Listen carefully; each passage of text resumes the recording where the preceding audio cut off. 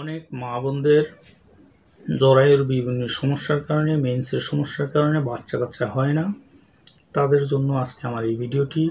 সুপ্রিয় দর্শক, আসসালামু আলাইকুম। আলহামদুলিল্লাহি ওয়াদা সালাতু ওয়াসসালামু আলা নাবিয়্যা বাদা আম্মা বাদ। সকল প্রশংসা সর্বশক্তিমান আল্লাহ সুবহানাহু ওয়া তাআলার জন্য, যিনি আমাদেরকে দয়া করে মায়া করে অত্যন্ত সুন্দর করে বানিয়ে এই দুনিয়াতে প্রেরণ করেছেন শুধুমাত্র তারই ইবাদতের জন্য। তাই একবার বলি আলহামদুলিল্লাহ। দুরূদ ও সালাম বর্ষিত অগণিত নবী রাসূলগণের প্রতি, আমাদের প্রিয় নবী হযরত মুহাম্মদ সাল্লাল্লাহু আলাইহি ওয়াসাল্লামের প্রতি। ওমা তৌফিক ইল্লা বিল্লাহ। সুপ্রিয় দর্শক, আজকে আমার আলোচনার বিষয় মহিলাদের বাচ্চা না হওয়ার কারণে বা বন্ধ্যাত্বের সমস্যার কারণে যে কারণ, সেই কারণ দূর করার জন্য আজকে আমার এই ভিডিওটি। মূলত একটি সিরাপের কথা আমি বলবো, লক্ষণারিস্ট। আপনারা দেখতে পাচ্ছেন লক্ষণারিস্ট সিরাপটি।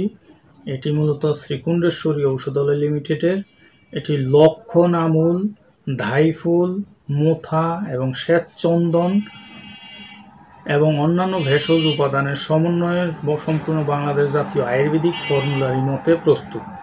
এটি মূলত প্রয়োগ ক্ষেত্রে, যে সকল ক্ষেত্রে প্রয়োগ করা হয়, জরায়ুর দোষ, আমি আবারও বলছি, জরায়ুর বিভিন্ন প্রকারের সমস্যা হতে পারে, সেই সমস্যা দূর করতে সক্ষম সম্পূর্ণ ভেষজ উপাদানের সমন্বয়ে যারা চিকিৎসা করতে চান তাদের ক্ষেত্রে।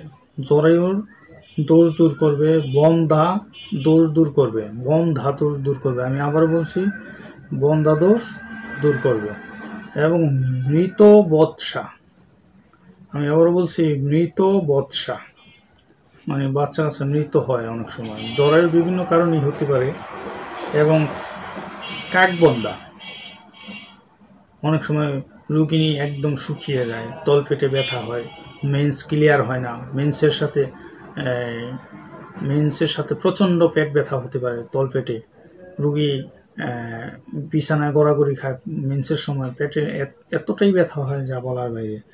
এবং শ্বেতপ্রদর সমস্যা মানে সাদা স্রাবের সমস্যা দূর করতে সক্ষম, আমাশয় দূর করতে সক্ষম। এটি বাচ্চা যাদের হয় না তাদের ক্ষেত্রে অত্যন্ত কার্যকরী। অনেক সময় মাজুন সুপারি পাক বা সিরাপ সুপারি পাক অথবা